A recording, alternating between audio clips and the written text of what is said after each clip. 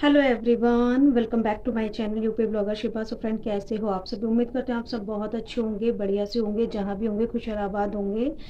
और होना भी चाहिए, सब लोग अपने घर में खुश रहें, आबाद रहें। सबसे बड़ी तो सबसे पहले यही चीज़ है लाइफ में। तो गाइस, आज मैं ना पूरे 15 दिन बाद रिकॉर्डिंग कर रही हूँ। और 15 दिन पहले मैंने एक वीडियो डाला था जिसमें आप लोगों को मैंने ये बताया था कि मेरे दादाजी को चोट लग गई है और वो हॉस्पिटल में हैं। और उनकी मतलब कंडीशन ठीक नहीं थी। उसके बाद से मैंने कोई रिकॉर्डिंग नहीं की, और इन 15 दिनों में हमारे साथ इतना कुछ हुआ वो मैं आप लोगों को नहीं बता पाई, लेकिन आप लोगों को बताना तो बनता है ना, क्योंकि आप हमारे सुख में हमारे साथ में रहते हैं, हम अपनी खुशी आपके साथ में शेयर करते हैं, तो हमारे दुख भी आप लोगों के साथ में हमें शेयर करना बनता है। और बहुत सारे, जैसे भी मैं कोई भी चीज़ अपडेट करती हूँ, कोई भी चीज़ आप लोगों को बताती हूँ, तो बहुत सारे कमेंट भी आते हैं कि जैसे मैं बहुत टाइम से मेरी तबीयत ठीक नहीं चल रही थी और मैं वीडियो नहीं डाल रही थी, तो बहुत सारे लोग मुझे कमेंट कर रहे थे इंस्टा पे, मेरे कमेंट बॉक्स में जा जाके कि आपकी वीडियो नहीं आ रही है दीदी, आप वीडियो डालो, क्या बात है, आप कुछ तो बताओ। फिर मैंने बताया था कि मेरी फैमिली एक बहुत ही बड़ी प्रॉब्लम में है, कुछ अच्छे दौर से नहीं गुजर रही है। मतलब जब से नया साल लगा है हमारे साथ ना, कुछ भी अच्छा नहीं हो रहा है। बस वही सारी चीज़ें मैंने आपके साथ में शेयर की। पहले तबीयत ख़राब मेरी बहुत ज़्यादा, मतलब काफ़ी टाइम से चल रही थी, और उसके बाद फिर हमारे साथ में इतना बड़ा हादसा हो गया, और इन 15 दिन में हमारे साथ बहुत कुछ गुजरा, बहुत कुछ मतलब मेरी फैमिली ने झेला। और मेरे दादाजी चोट लग गई उनको, हॉस्पिटल में रहे, 8 दिन तक हॉस्पिटल में वो रहे।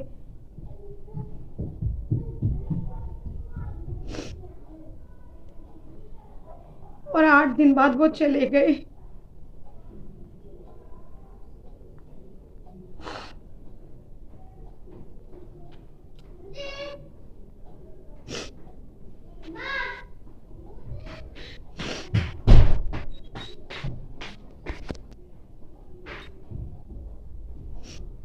8 दिन बाद, 8 दिन तक वो हॉस्पिटल में रहे। ठीक था, हम लोगों को बिल्कुल भी अंदाज़ा नहीं था कि मतलब वो इस तरीके से अचानक से चले जाएंगे। हंसता खेलता इंसान जो रात को आराम से सोया, सुबह अचानक से एक 2 फुट की ऊंचाई भी नहीं थी, वहां से गिर गए। और गिरने के बाद उनको इतनी मतलब चोट आ गई, इंजरी इतनी ज़्यादा भयानक वाली थी कि रिकवर करना मुश्किल था। लेकिन हम लोगों को बिल्कुल भी अंदाज़ा नहीं था। हम लोग यही सोच रहे थे कि नहीं, चलो चोट लगी है, ठीक हो जाएंगे और बिस्तर पे आ जाएंगे। लेकिन ये नहीं था कि वो मतलब चले ही जाएंगे, क्योंकि बिल्कुल भी ऐसा लग नहीं रहा था। और ठीक थे वो, और उनको अच्छे से अच्छा हम लोगों ने ट्रीटमेंट दिलाया जितना हो सकता था। मतलब बेस्ट से बेस्ट हमने डॉक्टर हायर किए। और पहले उनको जैसे चोट लगी, गाज़ियाबाद में एडमिट कराया हम लोगों ने। फिर वहाँ पर हमें लगा कि नहीं, हमें स्पेशलिस्ट न्यूरो डॉक्टर की ज़रूरत है, क्योंकि उनको जो उनकी नसें थी ना, उसमें प्रॉब्लम हुई थी। तो हमने बेस्ट से बेस्ट गाज़ियाबाद के अंदर जितने टॉप 10 हॉस्पिटल्स आते हैं सब में पता किया, सब जगह रिपोर्ट भेजी, और बहुत सारे लोगों से, अपने जानकार लोगों से भी बात करी कि कहाँ बेस्ट ट्रीटमेंट मिल सकता है। फिर हमारे एक जानने वाले हैं, उन्होंने बताया कि आप ना मेरठ ले जाओ। मेरठ वो मतलब स्पेशलिस्ट हैं इस चीज़ का हॉस्पिटल है, उसमें इसी चीज़ का इलाज होता है। तो काफ़ी बड़ा हॉस्पिटल है, मिमी हैंड्स के नाम से है। तो उसमें उनको हम गाज़ियाबाद से, मतलब उनको हमने वहाँ से रात में डिस्चार्ज दिलाया। और रात में 9 साढ़े 9 के करीब हम लोग वहाँ से उनको लेके चले, और 11 बजे उनको यहाँ पर हमने मेरठ वाले हॉस्पिटल में मिमी हैंस में आके एडमिट करा दिया। उनको डायरेक्टली आईसीयू में ले लिया, क्योंकि उनके ना दोनों पैर बिल्कुल काम नहीं कर रहे थे, दोनों हाथ उनके नहीं उठ रहे थे। बोल रहे थे अच्छा, सब कुछ था, कोई दिक्कत नहीं थी, बिल्कुल अच्छे से बातचीत कर रहे थे सबसे। और 3-4 दिन, 4-5 दिन वो रहे हॉस्पिटल में। और बिल्कुल भी ये नहीं था कि हमें मतलब वो रहेंगे ही नहीं, मतलब हमारे बीच से चले जाएंगे। बस ये था कि चलो, अगर महीना 2 महीना 6 महीने उनको अगर रिकवर करने में भी लगते हैं तो कोई दिक्कत नहीं है, कम से कम हमारे सामने तो रहेंगे।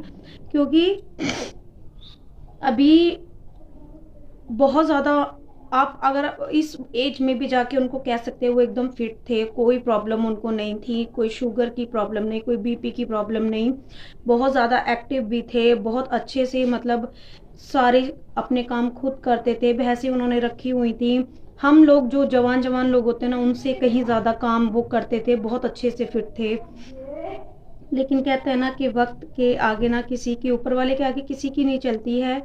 आप कितना भी कर लो, कितना भी कुछ कर लो, मेरे पापा चाचा मेरे भाई दिन रात एक कर दिया हॉस्पिटल में, कोई एक पल के लिए भी नहीं सोता था, कोई एक पल के लिए भी घर नहीं आया उनको छोड़ के कि नहीं, क्योंकि वो बार बार वो सबको आवाज़ें लगाते थे एक एक करके। पता नहीं क्यों उनके ना मन में खुद, जैसे उनको चोट लगी ना, तो उनको ना 12 तारीख की सुबह 5 बजे उनको चोट लगी थी। और जैसे हम लोगों को पता चला, हम लोग जैसे उनके पास गए और उन्होंने पता नहीं, ऊपर वाला शायद, जो जाने वाला इंसान होता है ना, उसकी ज़बान से शायद खुद ही वो सारी चीज़ें कहलवा देता है। वो अपने मुंह से ना खुद बोल रहे थे कि मतलब मैं नहीं बचूंगा, मैं नहीं रहूंगा। अब वो उस टाइम पे इस तरह की बातें कर रहे थे ना, हमें लगा शायद चोट लग गई है इसलिए इस तरह की बातें कर रहे हैं, सब लोग रो रहे थे उनकी बात सुन के।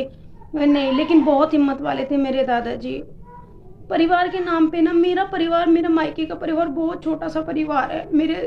मेरे पापा और भाइयों में 2 भाई है, मतलब मेरे पापा और चाचा, और हमारे 3 भाई हैं, एक मेरे चाचा का बेटा और 2 मेरे भाई। बहुत छोटा सा परिवार है हमारा। और जब से दादाजी गए हैं ना, जब से ऐसा लगता है जैसे सब कुछ खत्म हो गया है। क्योंकि मेरे पापा चाचा को तो ये भी नहीं पता कि बड़ी जिम्मेदारियां क्या होती हैं, क्योंकि सारा कुछ मेरे दादाजी ने संभाला हुआ था, सब कुछ, हर चीज़ का लेना देना, उठना बैठना, सब समाज में क्या करना, सब कुछ उन्होंने संभाला हुआ था। लेकिन जिस दिन से वो गए हैं ना, घर भी ना काटने को दौड़ता, ऐसा लगता है सब कुछ हमारे लिए ख़त्म हो गया है, हमारी ज़िंदगी ना थम सी गई है। बहुत सारे काम ऐसे थे जो उनको अभी करने थे, हम चाहते थे वो अपने हाथों से उन सारे कामों को करके जाएं, लेकिन शायद ऊपर वाले को मंजूर नहीं था। वो 8 दिन जो उन्होंने तकलीफ झेली थी ना, हमने उनको जिस तकलीफ में देखा, तो वो ना आंखें बंद होती है ना, तो वो चीज़ें याद आती है ना, तो पूरी पूरी रात नींद नहीं आती है। और ऐसा लगता है जैसे आज 15 दिन इन बात को हो चुके हैं। 19 तारीख में वो मतलब ख़त्म हो गए थे। शनिवार 18 तारीख की शाम के टाइम उनकी अचानक से तबीयत बिगड़ी। उनका ना ऑक्सीजन लेवल कुछ भी नहीं था, कुछ भी, और कोई दिक्कत नहीं थी उनकी, बस उनका ऑक्सीजन जो लेवल था वो डाउन होता चला गया। और मेरठ से उनको फिर रेफ़र कर दिया दिल्ली उनको सफदरजंग लेके गए रातों रात, और एक रात वहाँ पर रहे, वेंटिलेटर पर रहे। और 19 तारीख की सुबह 11:30 बजे वो एक्सपायर हो गए। मतलब बिल्कुल ऐसा लग रहा था जैसे सो रहे हैं, बिल्कुल लग ही नहीं रहा था कि ये है ही नहीं। बिल्कुल ऐसा लग रहा था कि जैसे अभी हम उनको आवाज़ देंगे और वो उठ के बैठ जाएंगे। बहुत बुरे दौर से मेरी फैमिली गुजरी है। वो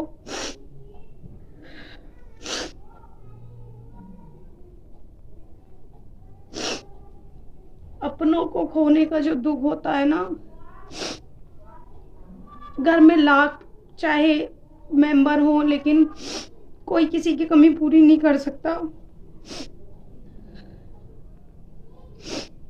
आज भी ऐसा लगता है कि हमारी जैसे आंखें बंद हुई, हम कोई सपना देख रहे हैं और आंख खुलती है तो ये भयानक सच्चाई हम लोगों के सामने होती है।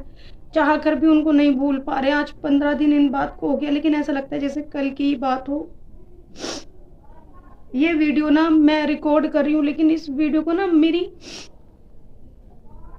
इसको अपलोड करने की हिम्मत नहीं हो रही थी मेरे अंदर, लेकिन आप लोगों को बताना था क्योंकि बहुत सारे लोग पूछ रहे थे कि आपके दादाजी कैसे हैं। तो बस मैं उनको यही बताना चाहती थी कि मेरे दादाजी अब नहीं है, हमारे बीच में वो नहीं है, वो हमें छोड़।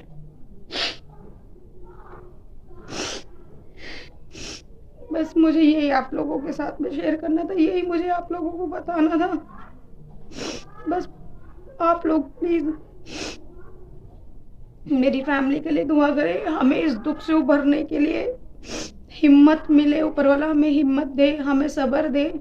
बस आप लोग हमारे लिए दुआ करें और मेरे दादाजी के लिए दुआ करें कि उनका आखिरी सफ़र, उनका जो आखिरी ठिकाना है, अल्लाह ताला उनको जन्नत में जगह दे।